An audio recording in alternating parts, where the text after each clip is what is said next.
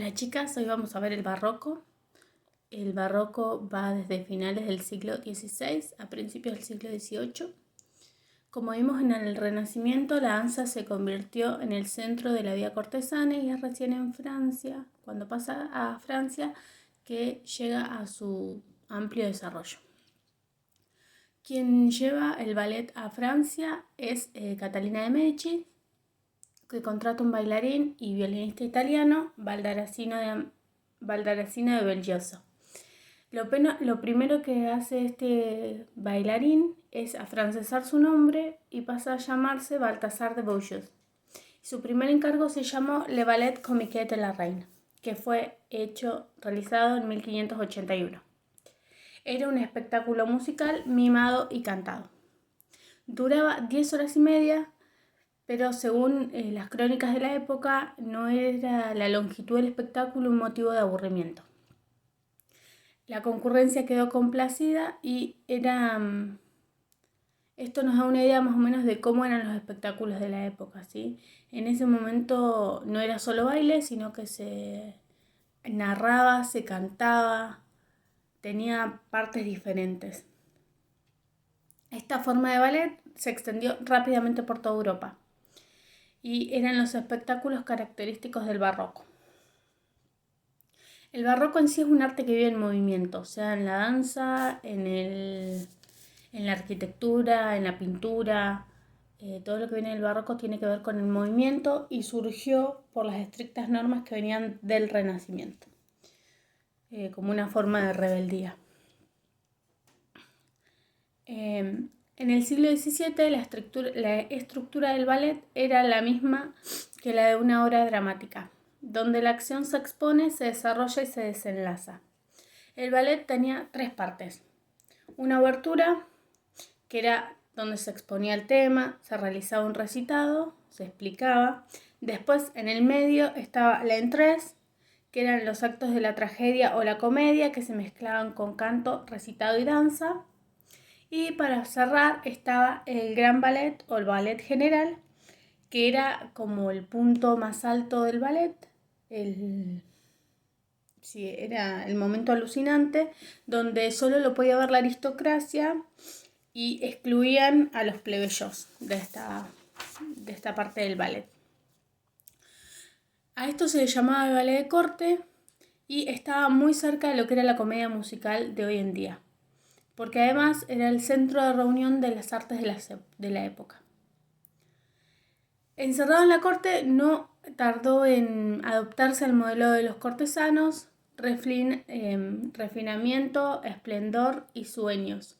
Muchas veces se hablaba de un amor cortés y otras veces se disfrazaba de ninfas graciosas, otras de héroes legendarios. De eso se trataban por lo general los ballets. En esta época se le empieza a dar alguna importancia, no del todo, a los decorados y a las puestas en escenas, que eran bastante factuosas. Los bailarines iban con mucha ropa, llevando máscaras negras o doradas. Eso era porque respetaban costumbres religiosas o porque de esa forma evitaban que se notaran sus dotes expresivas o sus dotes mímicas. Entonces, las máscaras, los trajes y los recitados se encargaban de explicar lo que el rostro no podía expresar, ¿sí? Bailaban del cuello para abajo, no expresaban nada con la cara.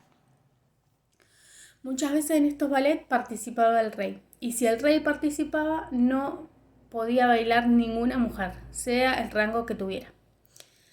Los papeles femeninos los interpretaban jóvenes de facciones delicadas. Y de esta forma las mujeres poco a poco fueron eliminadas. Se dice que Luis XIII muchas veces era visto vestida de mujer por estos papeles. Y durante su reinado el ballet se caracterizó por ser monótono y aburrido y de carecer de buen gusto. Había otro tipo de ballet, además de este que estamos hablando de que tenía 3 partes, además del ballet de corte, estaba el ballet ecuestre, que era otra manifestación artística. Los maestros de baile además de ser maestros de baile, coreógrafos, eran profesores de equitación y de esgrima. Para montar este tipo de ballet se tardaban 3 meses y los caballos aprendían los pasos al son de un pequeño violín. Los pasos que hacían era trote, galope, cabriolas, saltos. Y estos se combinaban con magníficos dibujos geométricos. El ballet se trataba de una acción dramática que se explicaba al comienzo del espectáculo y se realizaba en grandes plazas. A medida que fue creciendo el ballet de corte, fue desapareciendo el ballet ecuestre. En el siglo XVII, la gran figura de los ballets fue el Rey Sol, que era Luis XIV, y apareció a los 13 años por primera vez en un ballet, que era Cassandra, y luego intervino muchísimos más hasta sus 47 años de vida que se retiró. Él solo hacía papeles importantes, tenía mezcla de poesía, de música y de danza. Y bajo su reinado, a diferencia de Luis XIII, el ballet hizo grandes progresos, debido a que él tenía un gusto muy refinado, ya que se rodeaba de los mejores talentos de la época. Pécur y Bacon, junto con Beauchamp, eran los que alternaban la organización de sus danzas. Lully y Couperin, que eran músicos, componían las músicas.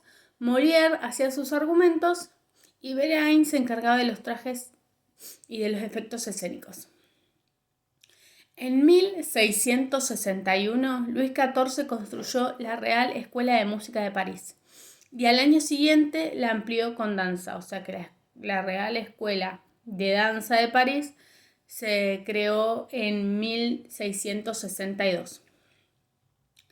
A partir de ese momento pasó a la escuela y comenzó el estudio sistemático de la misma. Es Beauchamp, que fue el maestro encargado de la misma y fue el director de la escuela, empezó a codificar la danza. Y lo primero que hizo para codificar la danza fue crear las 5 posiciones. De todos modos, el comienzo de la autonomía del ballet tuvo sus problemas e inconvenientes.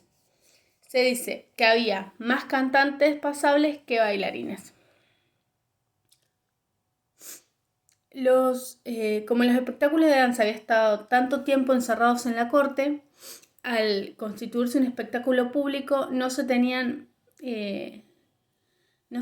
más fuentes que algunos maestros de baile, ¿sí? Porque en su mayoría la gente que actuaba era gente de corte o bailarines, pero cuando se formó la escuela no fueron ellos los que fueron a dar clases, entonces había muy pocos profesores.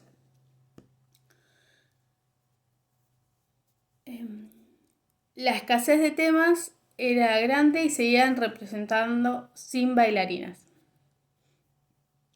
En 1681 se estrenó El Triunfo del Amor, en el cual bailaron 4 verdaderas bailarinas. La innovación fue elogiada por todo el mundo y ese fue un punto de quiebre. Ahí empieza a ingresar nuevamente la mujer a la danza.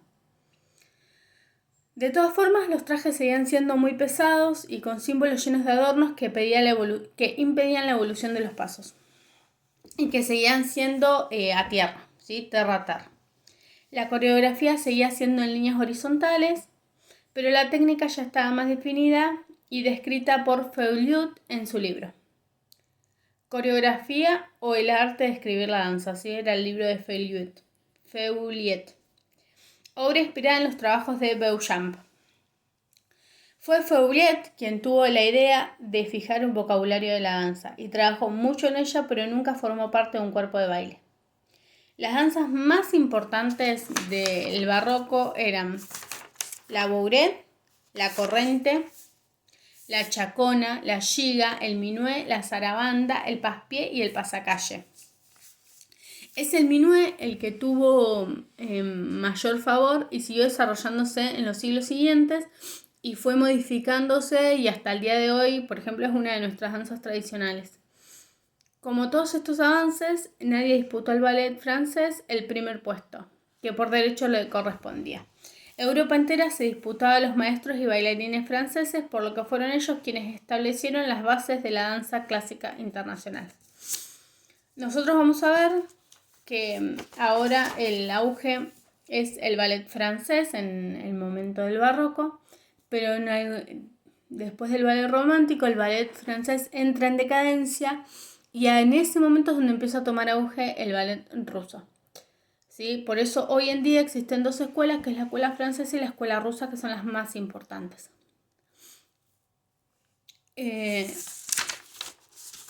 Los tipos de danza eran, como les dije, la bourrée, que en sus principios era una danza de aldeanos, rústica y zapateada. Era una danza de amor donde los bailarines se buscan y huyen los unos de los otros y se bailaba en un tiempo vivo de 2 cuartos o 4 cuartos. Era una danza lozana y llena de alegría. Un hombre osado bailaba con aire resuelto, zapateando y palmoteando, y la mujer audaz y tímida atraía a su admirador y lo esquivaba cuando le parecía.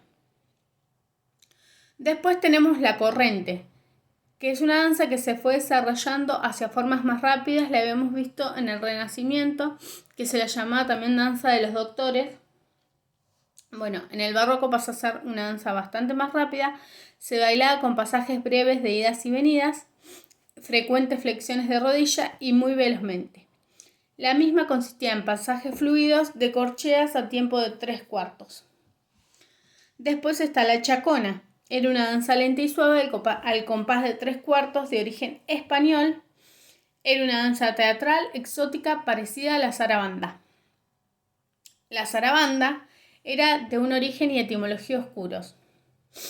Se creía que era de origen árabe, ya que su nombre en persa se refiere a la cinta del tocado de la dama, aunque también se creía que era de origen español, ya que quiere decir entretenimiento en danza.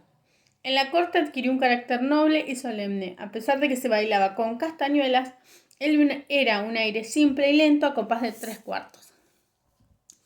Tenemos la giga, que era de origen escocés, excitante y precipitada, probablemente la más rápida de las danzas antiguas. El passe-pied era una de las danzas más frívolas entre los cortesanos. Los pies se cruzan y entrecruzan en múltiples pasos deslizados, y de ahí su nombre. Era una danza alegre y encantadora. El pasacalle se originó en España, donde era una danza de carácter muy animado y probablemente de muy mala reputación. Al llegar a los teatros de Francia, se convirtió en una danza majestuosa y se siguió bailando así hasta el siglo XVIII. Pero casi nada se sabe de sus pasos y movimientos. La forma musical en compás de 3 cuartos con continuas variaciones era casi idéntica a la chacona. El minué, como habíamos dicho antes, fue la más popular y explicaba el estilo artificioso de la vida de aquel siglo. Con pasos cortos, afectados y delicados, tenía un carácter rococó sumamente artificial. Entre los profesores de danza franceses había profesores de primera, segunda y tercera clase, y existían además compañeros que enseñaban a bailar. La danza no solo se enseñaba en París, sino también en las provincias. En las salas de baile se encontraban hijas de artesanos, obreros, camareras y ayudas de cámara. Cada hombre tenía por 2 céntimos un minué o 2. Lo más importante en las danzas de corte eran las reverencias, y había que hacerlas muy bien para no quedar en ridículo. Podían hacerse sin música. Si se hacía con música, debían emplear 4 compases para cada reverencia. Si se hacía sin música, se ejecutaban antes de la danza. Bueno, eso es más o menos lo que tenemos de barroco. Me pareció que esta era la forma más normal, sencilla de hacerlo, como si yo se los estuviera dictando en la clase. No es muy complicado, es bastante lindo. Ahora en un Word les voy a mandar cómo eran las reverencias y les voy a mandar las actividades para hacer. Cualquier pregunta o duda que tengan me pueden preguntar por acá. Y la idea es, yo ahora voy a abrir un WhatsApp con el nombre de Historiados, y la idea es todos los miércoles, que ustedes me envíen las actividades, yo les voy a reenviar todos los miércoles material, de esta forma o escrito. Como la vez pasada les mandé por escrito, me pareció que, bueno, que por ahí les ocupa un poco más de tiempo mirar el video o tomar apuntes de lo que voy diciendo y no tienen la necesidad de sentarse con el material, sino que toman apuntes de lo que voy diciendo. Les voy a mandar también en un Word los nombres bien escritos para que les quede bien. Y bueno, y nada, eso nomás. Espero que la estén pasando lo más lindo posible en esta cuarentena, en este encierro, y que cualquier cosa que necesiten, que tiene que ver con la materia, lo comuniquen en el mismo grupo de WhatsApp de historia. Y lo mismo que los videos que vayan subiendo, así entre todas vamos aprendiendo y sacándonos dudas de esa forma. Bueno, nada, besitos.